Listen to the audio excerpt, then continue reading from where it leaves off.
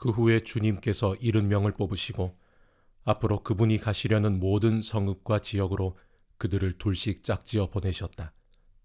예수께서 그들에게 당부하셨다. 추수할 것이 이토록 많은데 추수할 일손은 얼마나 적은가. 그러니 추수할 일손을 보내달라고 추수의 하나님께 무릎 꿇고 기도하여라. 가거라. 그러나 조심하여라. 이것은 위험한 일이다. 너희는 이리떼 가운데 있는 어린 양들 같다. 짐을 가볍게 하고 다녀라. 빛과 칫솔이면 된다. 그 이상은 필요 없다. 길에서 만나는 모든 사람과 노닥거리거나 잡담하지 마라. 어느 집에 들어가든지 그 가족에게 평화를 빕니다 하고 인사하여라. 그들이 너희의 인사를 받아들이면 그곳에 머물러도 좋다. 그러나 받아들이지 않거든 인사를 거두고 나오너라. 억지로 하지 마라. 한 집에 머물면서 거기서 주는 음식을 먹어라. 일꾼이 든든한 세끼 식사를 하는 것이 마땅하다. 동네에서 음식 솜씨가 좋은 사람을 찾아서 이 집 저 집 옮겨 다니지 마라.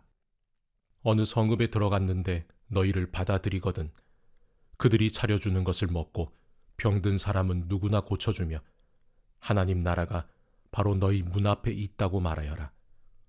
어느 성읍에 들어갔는데 너희를 받아들이지 않거든 거리로 나가서 이렇게 말하여라. 우리가 너희한테서 얻은 것이라고는 우리 발의 먼지뿐이다. 이제 그것마저 돌려주겠다. 너희는 하나님 나라가 바로 너희 문 앞에 있었다는 것을 알고 있느냐? 심판날에 차라리 소돔이 너희를 거부한 성읍보다 나을 것이다. 고라시나 화가 있을 것이다. 벳세다야 화가 있을 것이다. 너희에게 주어진 기회의 절반만 두로와 시돈에게 주어졌어도 그들은 오래전에 무릎 꿇고 회개하며 자비를 구했을 것이다. 심판날에 두로와 시돈이 너희보다 견디기 쉬울 것이다. 가버나움아, 네가 하늘까지 높아질 것 같으냐? 다시 생각하여라. 너는 지옥으로 굴러 떨어질 것이다. 너희 말을 듣는 사람은 곧 내 말을 듣는 것이다. 너희를 거부하는 사람은 곧 나를 거부하는 것이다. 그리고 나를 거부하는 것은 나를 보내신 하나님을 거부하는 것이나 마찬가지다. 70명이 의기양양해서 돌아왔다. 주님, 귀신들조차 주님의 명령대로 따랐습니다. 예수께서 말씀하셨다. 나도 안다. 사탄이 하늘에서 번갯불처럼 떨어지는 것을 내가 보았다. 내가 너희에게 무엇을 주었는지 알겠느냐? 너희는 뱀과 전갈을 밟고 걸어도 무사히 지날 것이며 원수의 공격에도 보호받을 것이다. 아무도 너희를 건드릴 자가 없을 것이다. 그러나 위대한 승리는 악을 다스리는 너희의 권세에 있지 않고 너희를 다스리시는 하나님의 권세와 너희와 함께 하시는 그분의 임재에 있다. 너희가 하나님을 위해 하는 일이 아니라 하나님께서 너희를 위해 하시는 일, 바로 그것이 너희가 기뻐해야 할 제목이다. 그때 예수께서 성령으로 한없이 기뻐하셨다. 하늘과 땅의 주인이신 아버지, 이것을 다 아는 체 하는 사람들에게 숨기시고 천진난만한 초보자들에게 보여주시니 감사합니다. 그렇습니다. 아버지, 아버지께서는 이렇게 하기를 기뻐하셨습니다. 나는 아버지에게서 이 모든 것을 받았습니다. 오직 아버지만이 아들이 누구인지 아시며 오직 아들만이 아버지가 누구신지 압니다. 아들은 자기가 원하는 사람 누구에게나 아버지를 소개할 수 있습니다. 그러고 나서 예수께서 제자들에게 따로 은밀히 말씀하셨다. 너희가 지금 보고 있는 것을 보는 눈은 복이 있다. 많은 예언자와 왕들이 너희가 지금 보는 것을 보고 너희가 지금 듣는 것을 들을 수만 있었다면 자신의 오른팔이라도 내놓았을 것이다. 하지만 그들은 희미하게라도 보지 못했고 속삭이는 소리조차 듣지 못했다. 그때 어떤 종교학자가 일어나 예수를 시험하는 질문을 던졌다. 선생님, 제가 무엇을 해야 영원한 생명을 얻겠습니까? 예수께서 대답하셨다. 하나님의 율법에 어떻게 기록되어 있느냐? 너는 그것을 어떻게 해석하느냐? 그가 말했다. 내 열정과 간구와 힘과 지성을 다해 주 너의 하나님을 사랑하라 하였고 또 네 자신을 사랑하는 것 같이 네 이웃을 사랑하라 하였습니다. 잘 대답했다. 예수께서 말씀하셨다. 그것을 행하여라. 그러면 네가 살 것이다. 그는 빠져나갈 길을 찾으면서 물었다. 그러면 선생님은 이웃을 어떻게 정의하겠습니까? 예수께서 그 대답으로 이야기를 하나 들려주셨다. 어떤 사람이 예루살렘에서 여리고로 가고 있는데 도중에 강도들의 습격을 받았다. 강도들은 그의 옷을 빼앗고 때려 거의 죽게 해놓고는 버려두고 가버렸다. 다행히 제사장이 같은 길로 내려가고 있었다. 그러나 그는 다친 사람을 보고는 방향을 바꿔 다른 쪽으로 비켜갔다. 이어서 경건한 레위 사람이 나타났다. 그 역시 부상당한 사람을 피해갔다. 그 길을 가던 어떤 사마리아 사람이 그 사람에게 다가왔다. 사마리아 사람은 그 사람의 처지를 보고는 가엾은 마음이 들었다. 그는 상처를 소독하고 붕대를 감아 응급 조치를 한 뒤에 그를 자기 나귀에 태워 여관으로 데려가 편히 쉬게 해주었다. 아침에 그는 은하 2개를 꺼내 여관 주인에게 주면서 말했다.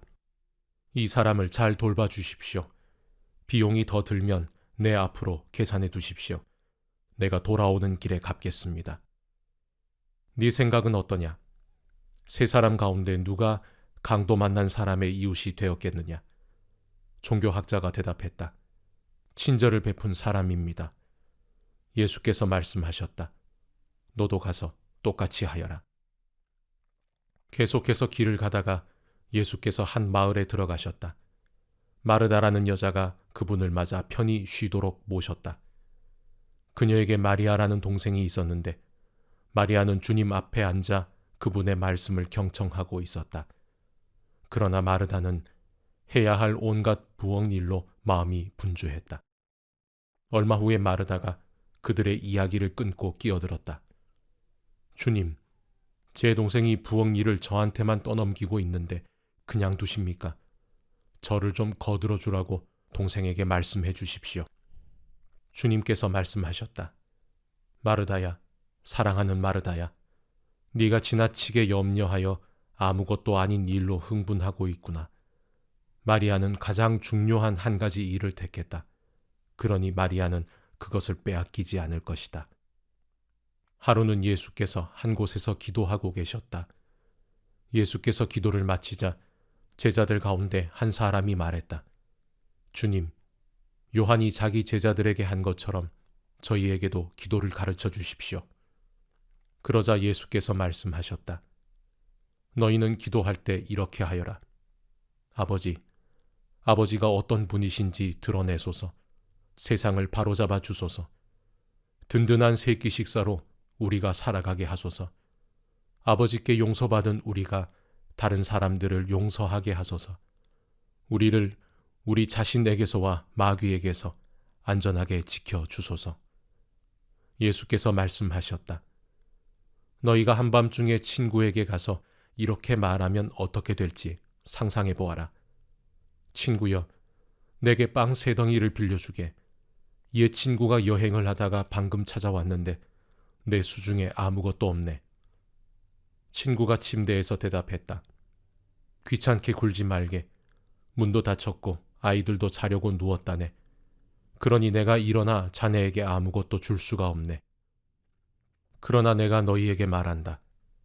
비록 그가 친구라는 이유로는 일어나지 않더라도 너희가 물러서지 않고 그 자리에 서서 계속 문을 두드려 이웃들을 다 깨운다면 그가 일어나서 무엇이든 필요한 것을 줄 것이다. 내가 하려는 말은 이것이다. 구하여라. 그러면 받을 것이다. 찾아라. 그러면 발견할 것이다. 두드려라. 그러면 문이 열릴 것이다. 하나님과 흥정하지 마라. 솔직하게 말씀드려라. 필요한 것을 구하여라. 우리는 쫓고 쫓기는 게임이나 숨바꼭질을 하고 있는 것이 아니다. 너희 어린 아들이 생선을 달라고 하는데 살아있는 뱀을 접시에 담아 아이를 무섭게 하겠느냐? 너희 어린 딸이 계란을 달라고 하는데 거미를 주며 아이를 속이겠느냐? 너희가 아무리 악해도 그런 생각은 하지 않을 것이다. 너희도 자기 자식에게는 최소한 예의를 지킨다. 그렇다면 너희를 사랑으로 잉태하신 아버지께서 너희가 구할 때 성령을 주시지 않겠느냐? 예수께서 어떤 사람을 말 못하게 하는 귀신에게서 구해주셨다. 귀신이 떠나가자 그 사람이 쉴 새 없이 말하는 것을 보고 무리가 깜짝 놀랐다. 그러나 그들 가운데 더러는 빈정대며 말했다. 마술이다. 소매자락에서 마귀의 속임수를 끄집어낸 것이다. 또 어떤 사람은 미심적인 태도를 보이면서도 그분이 굉장한 기적으로 자신을 입증해 주기를 바라며 서성댔다. 예수께서 그들의 생각을 아시고 말씀하셨다. 장기간 내전을 벌이는 나라는 황폐해진다. 늘 싸움질하는 가정은 무너지게 마련이다. 사탄이 사탄을 없애면 어느 사탄이 남아나겠느냐. 너희는 내가 귀신들의 왕인 마귀와 한패가 되어 귀신을 쫓아낸다고 비난한다. 그러나 너희가 나를 마귀라고 욕하며 마귀 쫓아내는 마귀라고 부른다면 너희의 귀신 쫓아내는 자들에게도 똑같이 욕이 되지 않겠느냐. 그러나 내가 하나님의 손가락으로 귀신들을 몰아내는 것이라면 하나님 나라가 확실히 여기 있는 것이다. 강한 사람이 완전 무장하고 자기 집 마당에 지키고 서 있으면 그의 재산은 끄떡없이 안전하다. 그러나 더 강한 사람이 더 강한 무기를 들고 오면 어찌 되겠느냐. 그는 자기 수법에 자기가 당하고 말 것이다. 그가 그토록 믿었던 무기고는 탈취당하고 귀한 재물은 약탈당한다. 이것은 전쟁이며 중립지대는 없다. 내 편이 아니라면 너희는 내 적이다. 돕지 않으면 방해하는 것이다. 사람에게서 쫓겨난 더러운 귀신은 광야를 이리저리 떠돌며 자기가 들어갈 만한 오아시스, 곧 순진한 영혼을 찾아다닌다. 아무도 찾지 못하면 귀신은 내가 전에 있던 소굴로 돌아가자 하고 말한다. 돌아가 보니 그 사람 안은 쓸고 닦아 깨끗한데 텅 비어 있다. 그래서 귀신은 달려가서 자기보다 더 더러운 귀신을 7이나 끌어모아서는 다 함께 그 사람 안에 들어가 난장판을 벌인다. 결국 그 사람의 상태는 깨끗함을 받지 않았던 처음보다 훨씬 나빠진다. 예수께서 이 말씀을 하고 있는데 웅성거리는 무리 가운데에서 어떤 여자가 목소리 높여 말했다. 선생님을 뵌 태와 선생님을 먹인 가슴은 복이 있습니다. 예수께서 덧붙이셨다. 하나님의 말씀을 듣고 자기 삶으로 그 말씀을 지키는 사람이 훨씬 더 복이 있다. 무리가 점점 늘어나자 예수께서 화제를 바꾸셨다. 이 시대의 풍조가 다 잘못되었다. 사람마다 증거를 찾고 있으나 엉뚱한 증거를 찾고 있다. 너희는 너희의 호기심을 만족시켜주고 기적에 대한 너희의 욕망을 채워줄 무언가를 찾고 있다. 그러나 너희가 얻게 될 유일한 증거는 요나가 니느웨 사람들에게 준 증거뿐이다. 그것은 전혀 증거처럼 보이지 않는다. 인자와 이 시대는 요나와 니느웨 같다. 심판날에 니느웨 사람들이 일어나 이 세대를 정죄할 증거를 내놓을 것이다. 요나가 설교할 때 그들이 자신들의 삶을 고쳤기 때문이다. 요나보다 더 큰 설교자가 여기 있는데도 너희는 증거를 따지고 있다. 심판날에 시바 여왕이 앞에 나서서 이 세대를 정죄할 증거를 제시할 것이다. 여왕이 지혜로운 솔로몬의 말을 들으려고 먼 땅 끝에서부터 찾아왔기 때문이다. 솔로몬의 지혜보다 더 큰 지혜가 바로 너희 앞에 있는데도 너희는 증거 운운하며 억지를 부리고 있다. 등불을 켜서 서랍 속에 숨겨두는 사람은 아무도 없다. 등불은 단 위에 둔다. 그래야 방에 들어오는 사람들이 그 빛 덕분에 자신이 어디로 가는지 보고 다닐 수 있다. 네 눈은 네 온몸을 밝혀주는 등불이다. 네가 경의와 믿음으로 눈을 크게 뜨고 살면 네 몸은 빛으로 가득해진다. 네가 탐욕과 불신으로 곁눈질하고 살면 네 몸은 음습한 지하실이 된다. 네 몸이 곰팡내나고 어두침침하게 되지 않으려면 눈을 뜨고 살면서 네 등불이 계속 타오르게 하여라. 빛이 가장 잘 드는 네 방처럼 네 삶에도 늘 빛이 잘 들게 하여라. 예수께서 이 말씀을 마치자 바리새인 하나가 그분을 저녁 식사에 초대했다. 예수께서 그의 집에 들어가 식탁 앞에 앉으셨다. 바리새인은 예수께서 식사 전에 손을 씻지 않는 것을 보고 기분이 언짢았다. 그러자 주님께서 그에게 말씀하셨다. 너희 바리새인들이 햇빛에 반짝일 정도로 컵과 접시 겉에 광을 내는 것을 나는 알고 있다. 그러나 나는 너희 속에 탐욕과 은밀한 악이 득실거리는 것도 알고 있다. 미련한 바리새인들아, 겉을 지으신 분께서 속도 지으시지 않았느냐? 너희 주머니와 너희 마음 둘 다를 뒤집어서 가난한 사람들에게 후입에 풀어라. 그러면 너희의 그릇과 손뿐 아니라 너희의 삶도 깨끗해질 것이다. 나는 이제 너희라면 지긋지긋하다.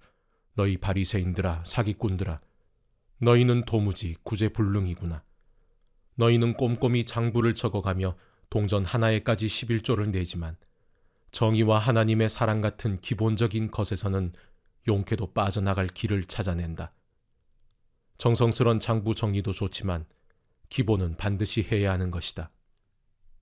너희 바리새인들아, 사기꾼들아, 너희는 도무지 구제불능이구나. 너희는 교회 식사 때 상석에 앉는 것을 좋아하고 사람들의 화려한 칭찬에 우쭐대는 것을 좋아한다. 사기꾼들아, 너희는 꼭 묘지 표지가 없는 무덤과 같다. 사람들은 깔끔하게 정리된 잔디를 밟고 다니지만 그 2미터 아래 땅속은 온통 썩고 부패한 것을 알 턱이 없다. 종교학자 가운데 한 사람이 말했다. 선생님, 그렇게 말하면 우리에게까지 모욕이 된다는 것을 아는지요? 예수께서 말씀하셨다. 그렇다. 이보다 더 노골적으로 말할 수도 있다. 너희 종교학자들아, 너희는 도무지 구제불능이구나. 너희는 사람들에게 온갖 규칙과 규정의 짐을 잔뜩 지워서 그야말로 등골이 휘어지게 하면서 도와주려고 손가락 하나 까딱하지 않는다. 너희는 도무지 구제불능이구나. 너희는 너희 조상들이 죽인 예언자들을 위해 무덤을 쌓는다. 그러나 너희가 쌓는 무덤은 살해당한 예언자들을 기념하는 것이 아니라 오히려 살인자인 너희 조상들을 기념하는 것이다. 그래서 하나님의 지혜도 말하기를 내가 그들에게 예언자와 사도들을 보내겠지만 그들이 이들을 죽이고 쫓아낼 것이다 라고 한 것이다. 이것은 아벨의 피에서부터 제단과 성소 사이에서 죽임당한 사가랴의 피까지 땅이 시작된 이래로 지금까지 흘린 모든 의로운 피가 다 너희 책임이라는 뜻이다. 그렇다. 이것이 이 세대의 계산서에 올라 있으니 이 세대가 갚아야 할 것이다. 너희 종교학자들아, 너희는 도무지 구제불능이구나.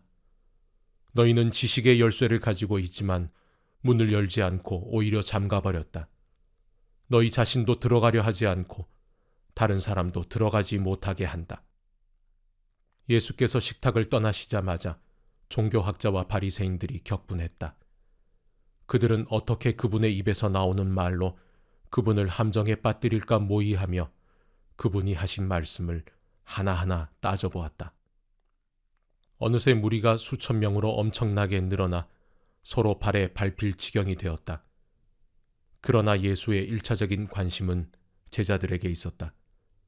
예수께서 제자들에게 말씀하셨다.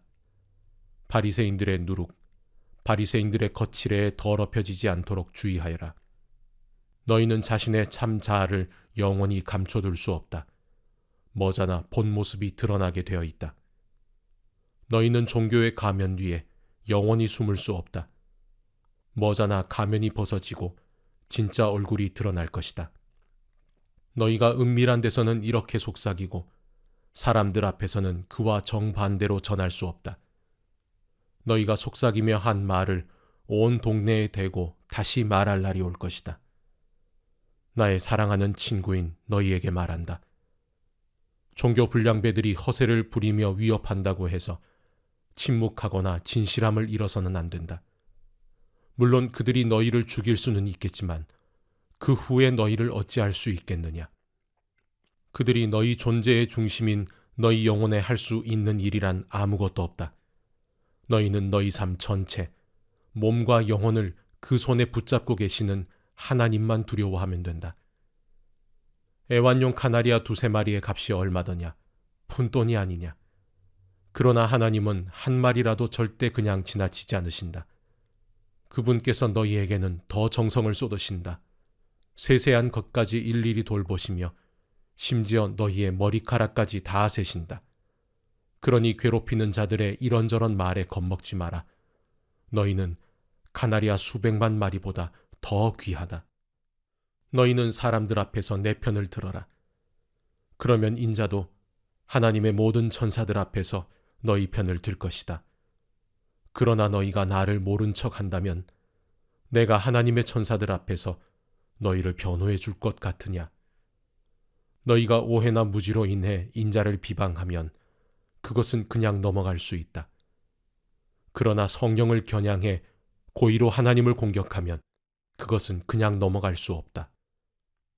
사람들이 너희를 회당이나 직결재판소의 재판관 앞으로 끌고 가더라도 너희는 자신을 변호할 일로 무엇을 어떻게 말해야 할지 걱정하지 마라. 꼭 맞는 말이 떠오를 것이다. 때가 되면 성령께서 꼭 맞는 말을 너희에게 주실 것이다. 무리 가운데 누군가 말했다. 선생님, 제 형에게 명하여 집안의 유산을 제게 공평하게 떼어주라고 말씀해 주십시오. 예수께서 대답하셨다. 이 사람아, 어떻게 내 일이 너희의 재판관이나 중재자가 되는 것이겠느냐? 예수께서 사람들에게 말씀하셨다. 조심하여라. 털끝만한 탐심에도 빠져들지 않도록 너희 자신을 지켜라. 너희의 소유가 많더라도 그 소유가 너희의 삶을 규정해 주지 않는다. 그 후에 예수께서 그들에게 이런 이야기를 들려주셨다. 어느 부자의 농사가 풍년이 들었다. 그가 혼잣말로 말했다. 어쩌지 이 수확물을 두기에 내 창고가 좁구나. 그러다가 이렇게 말했다. 이렇게 하자. 창고를 헐고 더 크게 짓자. 그리고 내 곡식과 재산을 다 모아들이고 내 자신에게 이렇게 말해야겠다. 잘했다. 너는 크게 성공했으니 이제 은퇴해도 좋다. 편안히 네 인생을 즐겨라. 바로 그때 하나님께서 나타나 말씀하셨다. 어리석은 사람아, 오늘 밤 너는 죽는다. 그러면 창고에 가득한 네 재산은 누구 것이 되겠느냐? 너희의 창고를 하나님이 아니라 너희의 자아로 채우면 바로 이렇게 된다. 예수께서 같은 주제로 제자들에게 더 말씀하셨다. 너희는 식사 때 식탁에 무엇이 오르고 옷장에 있는 옷들이 유행에 맞는지 안다라며 설치지 마라. 너희 내면의 삶은 뱃속에 넣는 음식이 전부가 아니며 너희의 겉모습도 몸에 걸치는 옷이 전부가 아니다.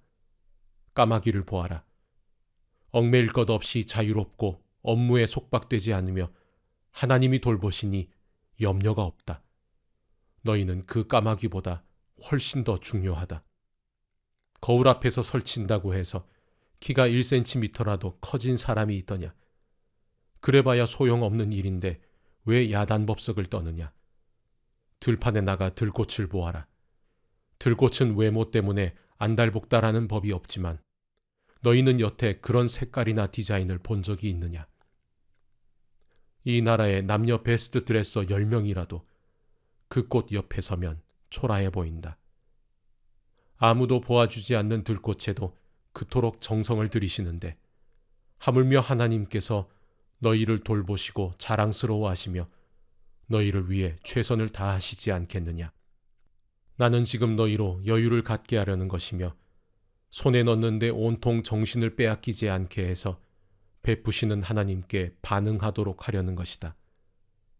하나님과 그분의 일하시는 방식을 모르는 사람은 그런 일로 안달하지만 너희는 하나님을 알고 그분의 일하시는 방식도 안다. 너희는 하나님이 실체가 되시고 하나님이 주도하시며 하나님이 공급하시는 삶에 흠뻑 젖어 살아라. 너희 매일의 삶에 필요한 것을 하나님께서 모두 채워주실 것이다. 뭔가 놓칠까 봐 걱정하지 마라. 너희는 내가 가장 사랑하는 친구다. 아버지께서 너희에게 그 나라를 주시기 원하신다. 후하게 베풀어라. 가난한 사람들에게 베풀어라. 파산하지 않는 은행, 강도가 침입할 수 없고 횡령의 위험이 없는 하늘 은행, 신뢰할 수 있는 은행과 거래하여라. 너희는 너희 보물이 있는 곳에 가장 있고 싶어 할 텐데 결국 그렇게 될 것이다. 그것이 당연하지 않겠느냐. 늘 옷을 입고 불을 밝혀두어라. 너희는 주인이 신혼여행에서 돌아오기를 기다리며 주인이 도착해 문을 두드리면 열어주기 위해 깨어서 준비하고 있는 종들처럼 되어라. 주인이 왔을 때 깨어서 일하고 있는 종들은 복되다. 주인이 앞치마를 두르고 그들을 식탁에 앉게 해서 식사를 대접하며 그들과 결혼잔치를 함께 할 것이다. 주인이 밤 몇 시에 오든 상관없이 깨어있는 그들은 복되다. 집주인이 어느 밤에 도둑이 드는지 알았더라면 문도 잠그지 않은 채 밤늦도록 집을 비우지 않았을 것이다. 그러니 너희는 흐트러지거나 긴장을 늦추지 마라. 너희가 예상하지 못한 때에 인자가 올 것이다. 베드로가 말했다. 주님, 이 이야기는 우리에게 하시는 것입니까? 아니면 모든 사람에게 하시는 것입니까? 주님께서 말씀하셨다. 너희에게 묻겠다. 주인이 자기 일꾼들을 맡겨서 그 일꾼들을 제때 잘 먹이게 할 만큼 사리가 밝고 믿을 만한 관리인이 누구냐? 주인이 나타날 때 자기 본분을 다하고 있는 사람은 복된 사람이다.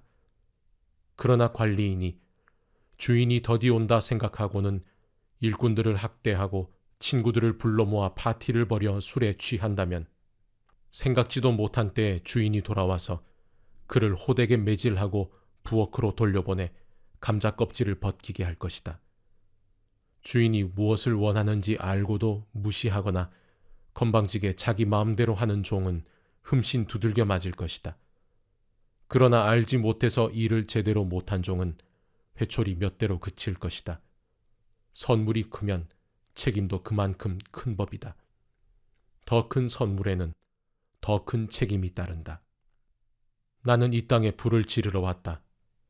바로 지금 이 땅이 활활 불타고 있다면 얼마나 좋겠는가. 나는 모든 것을 바꾸고 모든 것을 제대로 뒤집으려고 왔다. 이 일을 이루기를 내가 얼마나 기다렸던가. 너희는 내가 모든 것을 순탄하고 무난하게 만들려고 온 줄 아느냐? 아니다. 나는 분열과 대립을 일으키러 왔다.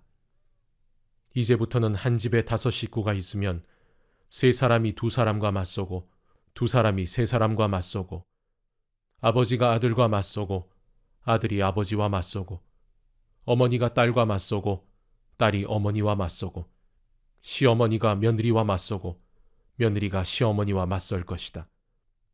예수께서 무리를 향해 말씀하셨다. 구름이 서쪽에서 오는 것을 보면 너희는 큰 비가 오겠다고 하는데 그 말이 맞다. 또 바람이 남쪽에서 불면 오늘은 덥겠다고 하는데 그 말도 맞다. 사기꾼들아, 너희가 날씨의 변화를 읽을 줄 알면서 지금 우리에게 임한 하나님의 계절의 변화는 왜 읽을 줄 모르느냐? 너희가 반드시 천재가 되어야만 이런 것을 알 수 있는 것은 아니다. 그저 사리 분별만 제대로 해도 된다. 가령 법정으로 끌려갈 때 너희는 너희를 고소한 자와 도중에 타협하기로 결심할 것이다. 사건이 재판관에게까지 가면 감옥에 갇히고 한 푼도 남김없이 벌금을 내야 할 것을 너희가 알기 때문이다. 내가 너희에게 요구하는 것은 바로 그런 결심이다.